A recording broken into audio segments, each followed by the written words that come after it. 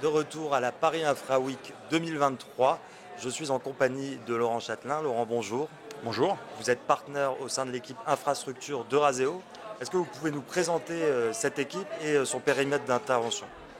Oui, bien sûr. Donc, Eurazeo Infrastructure est une nouvelle stratégie d'investissement qui a été développée depuis maintenant un peu plus de 2 ans dans le groupe Eurazeo, qui a pour ambition d'investir dans les infrastructures délivrant des services essentiels bas carbone.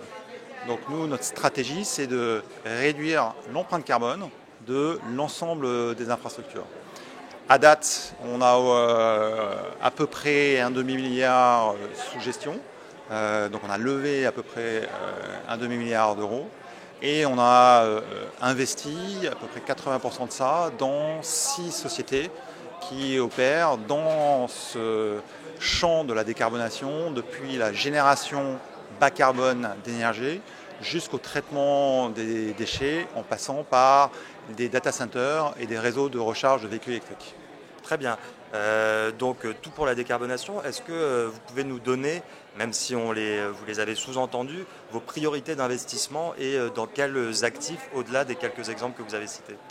Oui, bien sûr. Donc, nous gérons un fonds qu'on appelle classé article 9, qui donc investit dans ce qu'on appelle des infrastructures durables et soutenables, sustainability, et qui de plus ont cette ambition de baisser l'empreinte carbone des services essentiels.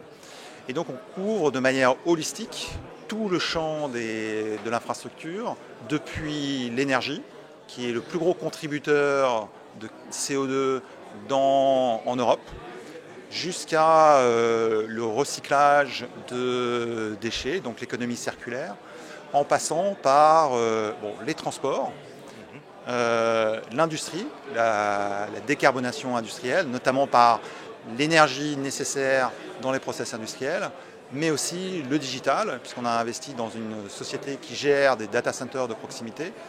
Et le digital est une infrastructure essentielle aujourd'hui dans la décarbonation, mais surtout le digital va permettre d'accélérer cette décarbonation et cette transition.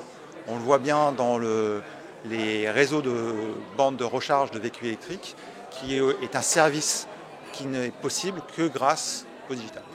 D'accord, merci. Donc énergie digitale, est-ce qu'il y a d'autres leviers pour décarboner l'Europe à horizon 2050?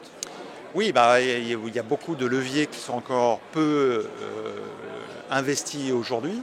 C'est un peu la nouvelle frontière de l'infrastructure. Il y a les sujets, par exemple, d'hydrogène vert. Comment est-ce que l'industrie va transitionner son énergie vers l'utilisation d'hydrogène vert. Il y a le sujet du SAF, alors c'est beaucoup d'acronymes, Sustainable Aviation Fuel, où on appelle ça le e-kérosène. C'est-à-dire comment est-ce qu'on peut fabriquer une molécule de kérosène, mais de manière soutenable et décarbonée. Donc ça fait intervenir de l'hydrogène et de la récupération de CO2 de process industriels. Il y a beaucoup de choses à faire aussi dans l'économie circulaire. Comment en fait on sort de l'incinération pour aller vers l'économie circulaire. Il y a encore beaucoup de choses à faire aussi dans l'efficacité énergétique, que ce soit dans le digital, que ce soit dans l'immobilier, que ce soit aussi dans l'industrie. Et pour finir, il y a tous les sujets de mobilité décarbonée. Donc nous, on a investi un champ qui est celui de la recharge de véhicules électriques, mais il y a aussi la décarbonation de flottes de poids lourds, la décarbonation des flottes de trains. Donc là aussi, c'est un grand champ qui s'ouvre à nous. Laurent Châtelain, merci beaucoup pour votre éclairage et à très bientôt sur cette chaîne.